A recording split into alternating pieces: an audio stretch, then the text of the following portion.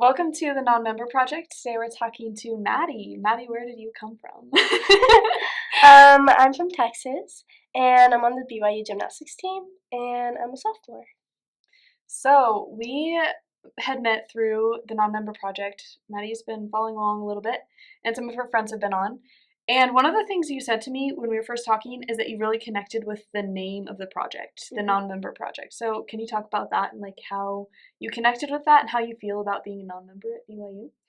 Yeah, so I would say that I connected to it because it just reminded me that I'm not the only one here, and being a non-member is sometimes feels very you're a select few and there's not very many of you. So seeing that there's other people, especially people that I know on this podcast, I was like, okay, this actually looks very interesting. I think I want to do it as well. Yeah. So, It's been so fun, and I love meeting all the non-members through this group, and I think a lot of us have connected this way just through other people that we meet that know other non-members, and it does feel so much less isolating when you have a group of people who get the kind of experiences that you've had. Yeah. So would you say that being a non-member at BYU can be isolating at times? Yeah, I would say very much so. Not in a negative or not necessarily in a positive way either, but sometimes you just feel very alone. But then I realized that I've met amazing other athletes that are non-members and I've connected with them, so I know I'm not alone. Yeah, but definitely there's moments where it feels that way. It feels that way, yeah. Yeah, especially since all of the older the majority of the staff members here at BYU are obviously members, so yeah, which is really hard, especially as students when you need some sort of counseling. We have a lot of incredible administrators here that have done a really good job trying to bridge the gap between non-members and members. But it's definitely difficult, especially when you first come in, to know who understands your perspective and cares about what you're going to bring up to them, and who would be judgmental of just the way that you live your life differently, even if we're not even saying things that are against the honor code, just in general how our lives are different, like whether we go to church or don't go to church, or how often we go to church, or what church we attend. Even those things sometimes can be a sticking point for people that have not really been around as many non-LDS students. Yeah. So I would also say it was a very big culture shock, because I'm in Texas. I feel even from a LDS standpoint, there's not very many of them. So I personally didn't really know what a member entailed until coming here, and it's whoa. There's only members here, and it's especially here in Provo. It's it's like a little bubble. So I feel like I've already learned so much. Yeah, it's a whole different world.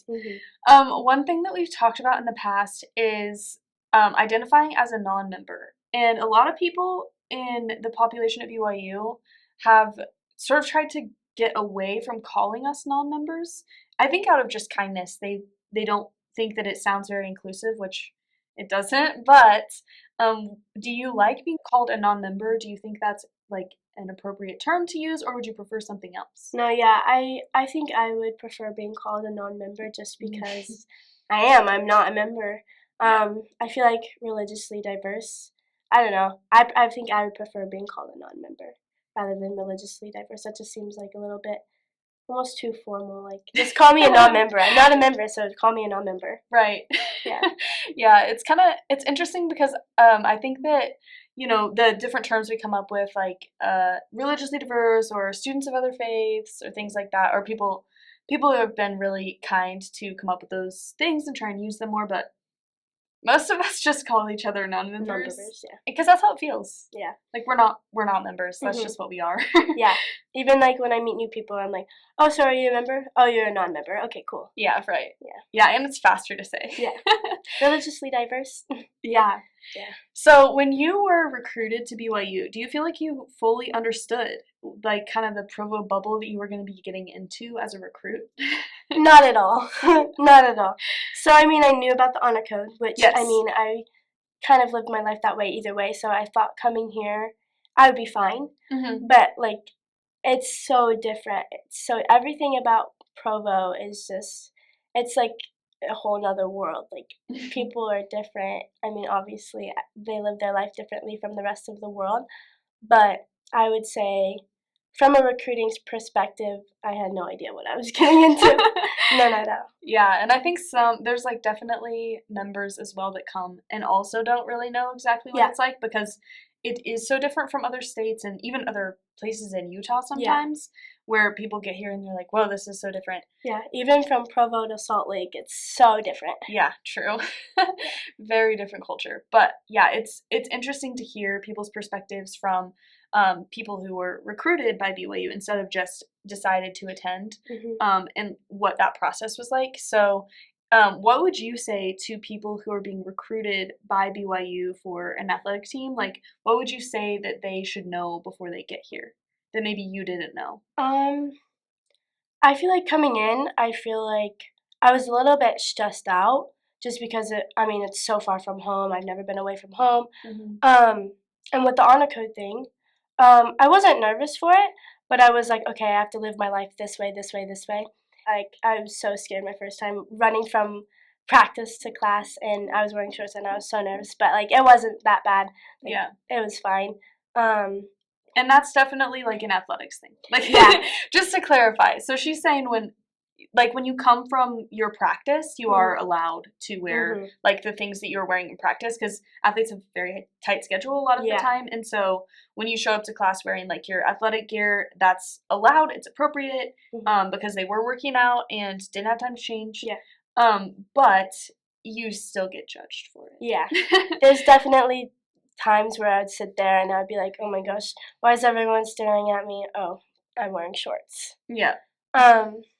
So, like, little things like that. Like, you go anywhere else and people are judging you for what? Wearing shorts? Like, yeah, that's a different thing. Also, recruiting-wise, I would say there is a lot more resources and a lot more non-members, like, than you think. Like, you kind of, I was, like, scared coming here. I was like, what if, like, I'm the only one? But there's so many people that, like, you can connect with and build relationships off with that are not members. So that's also very nice. Yeah. So even just meeting those people as quick as you can, whether that's through, sometimes you can even figure out, like, who on your team is a non-member, and then if you connect with them, they know they're non-members. So if you're being recruited by BYU, definitely look into, like, who's a non-member on your team, just because we're not even saying, like, I think this almost could come across as like, oh, don't be friends with LDS members. No, that's not true. Some of my best friends are members of the church, so. Yeah, we love members, but from a perspective of feeling isolated sometimes as someone who doesn't live exactly like members of the LDS church, it can be helpful to have friends who understand that and can kind of meet you more where you're at. Yeah. So, yeah. What were your first few days at BYU like? Do you remember, like, the culture shocks you had or things you were surprised by? So my first day of class, I was actually in humanities. I was walking back from humanities to the dorms, and it was my first day on campus, and I actually got chased by the missionaries. And they flagged me down, and they were like trying to, like, they were preaching the gospel a little bit, and they're like, oh, well, are you a member? And I'm like, no, I'm not a member. And so, like, they were already kind of, teaching me about the gospel, which I totally don't mind. But one thing that did happen is they somehow got my phone number. How, I'm not so sure how. But I did get, like, a bunch of texts, and, like, they were always following up with me. And I'm like, I love that you're teaching the gospel, and I'm open to learning about it, but let me learn about it on my own time. This is literally my first day. Right. Like, I just left my home for the first time. Like, I don't have any parents here. Like, I don't know who I'm supposed to seek counsel to. Like, let me, like, figure out for myself who I am as a person, and, like, let me, like, figure out my way around campus before I even think about getting baptized. Absolutely. Yeah. And I think it's difficult for the missionaries because in Provo there's not a lot of people to talk to, so I'm sure they're very excited when they find out that, oh my gosh, you're a BYU and you're not a member. You're a non-member. Having a little space is nice, and I think if there's any future missionaries watching, definitely we know how to get a hold of you if we're BYU students. We get the little calling cards. All of our friends and teammates in your case are mostly members, so it's okay. We'll reach out if we're interested in learning more about the church, and we take classes too. So we're pretty indoctrinated from day one into what the church is and what it means and what the LDS gospel is. So, yeah. What's your religion? I'm Christian, non-denominational, so my views are pretty much kind of right in line with the LDS belief, just not as strict. Yeah. Yeah, it's definitely a little bit of a different view on God. Yeah. And on life, but there are a lot of similarities and a lot of similar standards, and so it can be easier for students that are religious to end up at BYU versus ones that are not. Yeah, and even I say I'm Christian nominational, but I'm not I come from a family that's not super religious. We didn't really go to church on Sundays, but we still believe in God, you know. Yeah, there's a whole spectrum. Yeah, even within our religion, and also within the LDS religion. Yeah. So. What is something that you would like people watching that are LDS to know about people that are non-denominational Christian? I don't really know, because again, I have very similar beliefs, but I believe there's a heaven and a hell, and that there's a God. You know how they have 3 different levels of the kingdoms when you die. I just believe in heaven and hell. I believe that there's a God. Whenever I'm feeling down or I need help, I do pray to God, and I mean, just the same as LDS members do. Yeah, I mean, I also believe that you don't need to go to church every Sunday for God to love you. No matter what you do, He's gonna love you and He'll forgive you. But I also don't believe that you need to eat, sleep, breathe, worship. You know, I think it's good to worship God, but it doesn't need to be your entire life. Yeah. Personally. Yeah, and that's good because we have such a spectrum of different beliefs, and so I think it's good for people to hear, even within our different students of the same faith, how different you can think. Different views, Yeah, which is really cool. Yeah. So, in athletics, one thing that's pretty common is for members and non-members to be on teams together at a higher rate than a normal place on campus. So some teams are even up to 50% non-members and 50% members, and it kind of depends on the year and it fluctuates, but it's definitely true that we have a lot of non-members in athletics. And for athletics to really work out well, you need teams to get along, and coaches to really get along with their players, or just the students you have on your team. So one thing that we've talked about was how coaches can kind of bridge the gap here at BYU between what is usually an LDS coach and a predominantly LDS team with members of the team that are non-LDS. What are some things that you think coaches could do to sort of walk in their non-member students' shoes a little bit so that there can be a better relationship on teams between faiths? Yeah. I would say, going to BYU as a non-member, we're constant learning about how the members operate and in school and in class and even in gymnastics at least. We pray before every practice, and sometimes we'll talk about our religious things, and then how Sunday went. Oh, so what'd you learn on Sunday? Oh, I learned this. I would say there needs to be a time where maybe the coaches learn about our faith, because we are constantly learning about the LDS faith. I think it would be nice for them to ask questions about our faith and kind of just see where we are similar and where we're different. I think that would help. Yeah, I completely agree. I think BYU it's really cool that we have a religious element to this school. I think that's something that doesn't exist in most schools in our nation right now. Yeah. And so it is cool to be able to talk about those things for a lot of our religious students and even non-religious students that are interested in hearing it. But it does tend to be so LDS-centric that sometimes I think it can feel maybe, depending on the person, because obviously it's different for every person, but it can feel a little bit alienating. Yeah. If you're a person of another faith and you're never brought into the conversation of faith. Yeah. Not to say that our friends that are members or teammates that are members should have to, pray like we do or think like we do or go to our churches. But it would be really cool to see kind of an intentional effort on parts of different coaches and teammates that are LDS to come together with our non-LDS students so that they can feel more of a sense of belonging and feel like people understand them the same way that we understand them. Yeah. 100%. Yeah. I So agree. what are some things that you think would be like practical ways that maybe coaches or teammates that are LDS could learn about your faith or the faiths of your teammates that are not LDS? So again, coming from like gymnastics team, we actually are starting this thing this year where a few of the upperclassmen get assigned to different groups. So we have like the committee group where we're gonna do volunteer work, and then team bonding, and then we have a group where we're gonna be spiritual.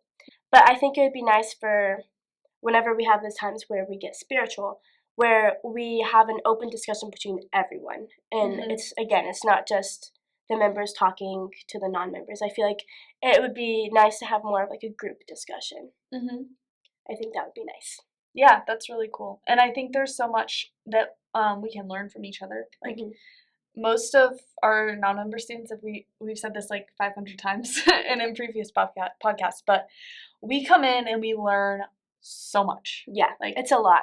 Because I mean, members grew up from whenever they're a baby to now, so they know all of this information their entire lives, and we have to like cram it. And our like 14 credits of religion, all our religion classes, all of our coaches, teammates, professors, administrators, friends are all like throwing things at us, and even if it's not like, even if they're not trying to teach us, you still have to learn being part of this environment, which we've signed up for.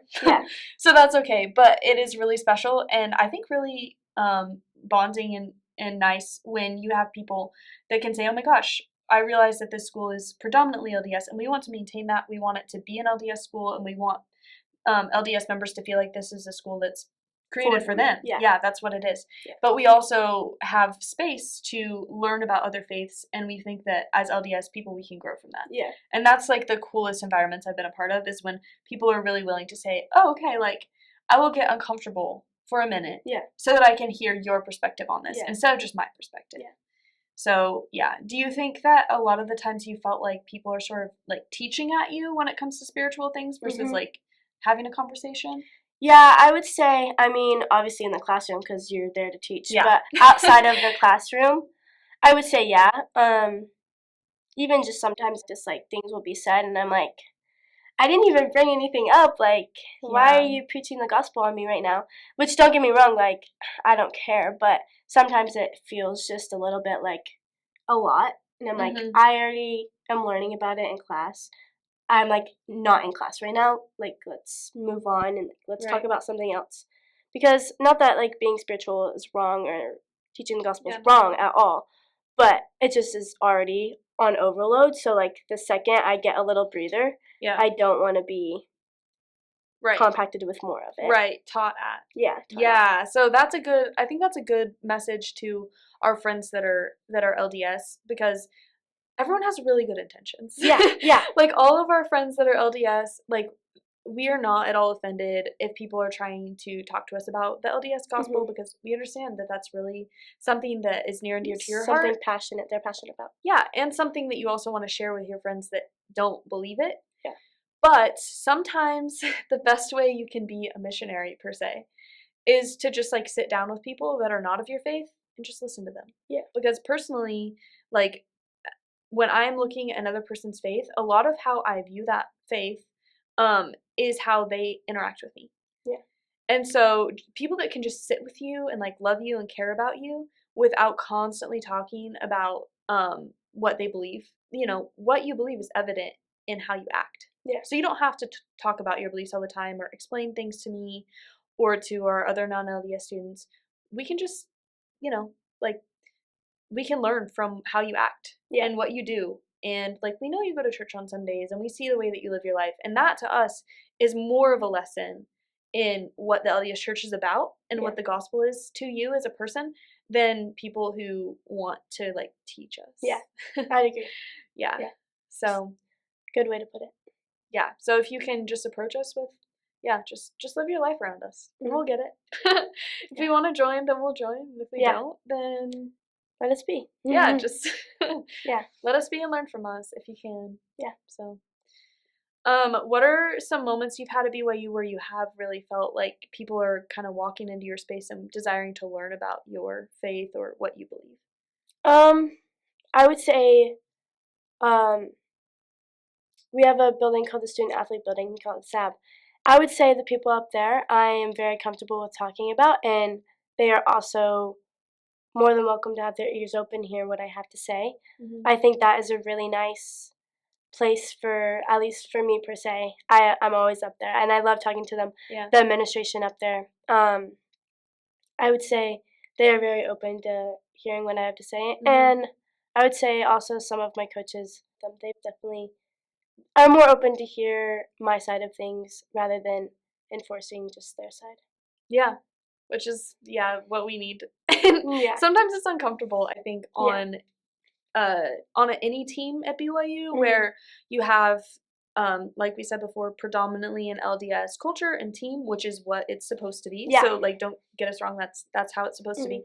But then trying to integrate non-members into that can be difficult sometimes. Yeah. And so there are growing pains with that, and we are totally understanding of the fact that there will be difficult moments. Like every single non-member is different, just like every single member is different.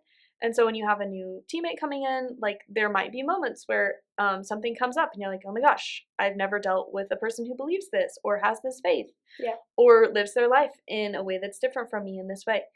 But I think it's okay to like embrace the difficulty of that. And I know we certainly do as non-members here. We've had a lot of instances where things get tough, and you just have to have a lot of grace for people on both sides of the situation and move on. So just as encouragement to all of our coaches and LDS teammates, like, you're doing a great job. Keep it up. And even when it's difficult, just keep trying to learn about the non-LDS students that you interact with, because we really, really appreciate it. Yeah. So, yeah. So what is some advice you would have? Like, what are some things you think we could do better as a school to help non-LDS students, and particularly athletes, because that's the world that you are in right now, to feel a greater sense of belonging here at BYU? I would definitely say like having someone on staff that we can go talk to, because we have like psychologists.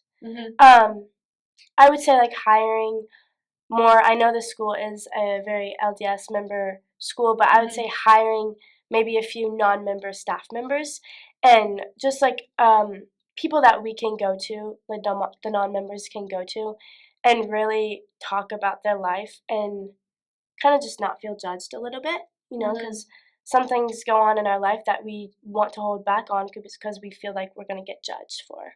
So I would say hiring maybe a non-member staff person, that would be nice. Having more non-member staff. Right. Yeah, it's definitely difficult to explain exactly what it feels like, I think, to be a non-member in the situations that we're in, because like Maddie said, there's sometimes where you just really feel judged for things. And just like I said before, the way that our lives may be set up differently than members of the LDS faith. Yeah. And those things are not, like I said before, it's not like we're breaking any rules. Yeah. It's just like our lives are a little bit different. Yeah. And even if the person that we're talking to may not judge us, you just kind of feel this like threat of judgment. And that can be really heavy sometimes. Yeah. Like I think talking to a lot of non-LDS students through this project, a lot of the sentiment that I've heard is that people do like have this kind of heavy feeling of judgment that's upon them, even if like individuals aren't necessarily judgmental of you. There's still kind of this overall feeling. Yeah, 100%. Yeah. Some of my best friends are members of the church, and still sometimes what I say I feel like I'm getting judged for. And that's my best friend. Like I should be able to talk openly about my life and like not get judged for it. Right. Yeah. It's really hard. Yeah.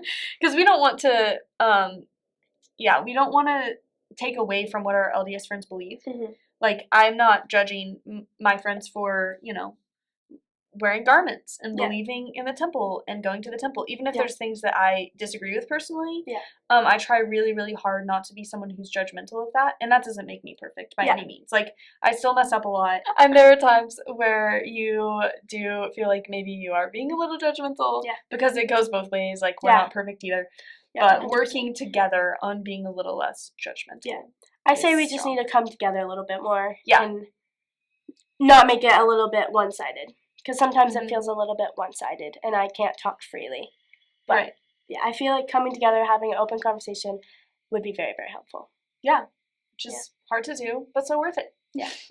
So for the summers, do you go home to Texas? I did the summer for about 2 months. Yeah. And then I came back because with gymnastics, we kind of have to train year-round. Right. And even whenever I was home, You're training. I'm training. Yeah. But, yeah, I went home for a little bit this summer. Yeah. Which was nice. Yeah. It was nice to, like, again, go home and be in that atmosphere and realizing, whoa, Provo is still completely different from Texas. So. Right. Yeah. And then coming back, and I'm like, oh my gosh, back in Provo. you can really tell when you're back in Provo. Yeah. We were both gone for 2 months this summer. And, yeah, I feel like when I leave Provo for the summer, which I've done, I usually am here over the summer, but I've left a couple of times. It feels like there's a physical weight lifted off of me. Yeah, literally. It kind of almost feels like, I said in a bubble earlier, but it feels like there's like a force field. Yeah. And like That's you accurate. leave that force field. Yeah. Yeah. And you don't even notice you're in it. Yeah. Like, I think when I'm here, I'm not even thinking about being stressed about it. Yeah. And again, this is an experience that all of the people watching this that are non-members, you're gonna know. You're gonna totally know. Yeah. And I've had this conversation with so many people, but it's really, really hard to explain to members because it's not like, we're not saying it's a bad place. We're not saying that it's like, I don't know. Like, it's just so hard to explain. Yeah. It's just like, it's a feeling that you would have to feel and like live yourself. Like it's like you can't explain it. It's just a feeling that you get when you're here, and then you leave and you're like, oh wow, that was a lot. Yeah, that was heavy. Yeah, it's just it's completely different. It is. Yeah, and then coming back, you're like, oh my gosh, what have I done? Yeah. But it's good. Like, I'm glad that I'm here. There's still days that are hard sometimes. But I think that just because it's difficult to be here doesn't mean that I regret being here. 100%, yeah. And I love BYU. I love my coaches. I love my teammates. I love the school. It's an amazing school. And I don't regret my decision coming here at all. Yeah, but me neither. There's just sometimes things like being a non-member, it can be stressful and a little bit hard. Yeah. But I think if you surround yourself with, other people of your culture and your faith, it definitely helps for sure. Yeah.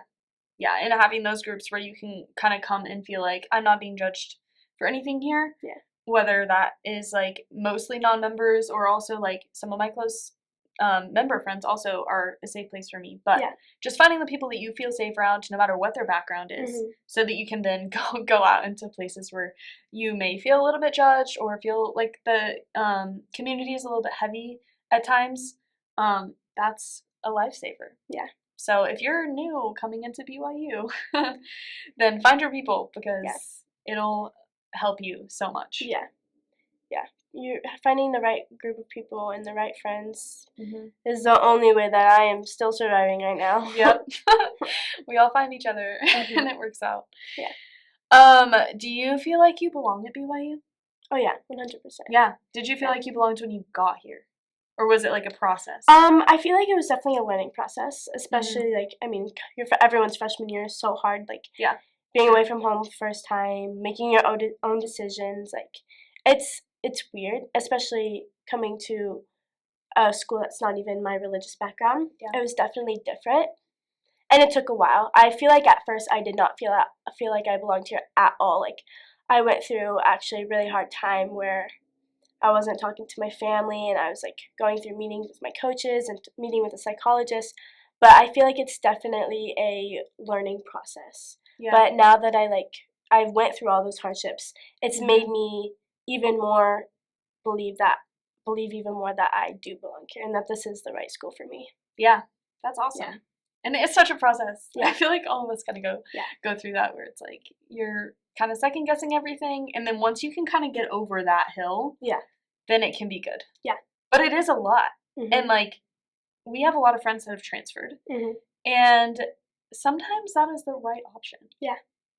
Because it can be really difficult in ways that people weren't expecting. Yeah. And sometimes the better option is like, this is not the place for me. Yeah. And it's not the place for everyone. No, definitely not. Definitely not. But yeah, I would definitely feel like I'm a BYU Cougar. Yeah. And I can say that. I can say that proudly. Yeah. And I believe it. Yeah, me too. All right. Well, what would you like to say about being a non-member at BYU? I would say come in with it like knowing like it's gonna be different in every aspect. Mm-hmm. But again, it's like what we were just saying, it's a learning process, and you'll learn it and like kind of just gotta ride the wave, honestly. Like it's gonna be completely different. Just be aware of that, but it's a good different, and it's gonna change your life for sure. Yeah, it definitely does. Yeah, we're all in the same boat. Yeah. My life looks way different now than Yeah. than I thought that it would. Yeah. In a good way, though. Yeah. In a way that I've learned a lot. Same here. I've learned a lot from being a BYU recruiter. Yep, no regrets. No regrets at all. All right, last question. What would you say to people that are being recruited by BYU right now that are not LDS? What's your message to them? I would say just trust your gut and do what you think is best for you. Because, I mean, I trusted my gut, and at first I did not think it was best for me, but, I mean, I've been here a year, and I'm thriving, and so, I mean, I trusted my gut, and I'm doing great, so. Yeah. Yeah. Trust your gut, believe in yourself, believe in your journey. Again, ride the wave. Yep. And if your gut is that you shouldn't come here, then that's also fair. Yeah. So, yeah, do what you think is best for you. Mm-hmm. And if you need anyone to talk to, we're here. Yeah. So come make friends with us, and we're here for all the non-members and everyone else. But yeah. All right, thanks for being on, Maddie. Go Cougs. Go Cougs.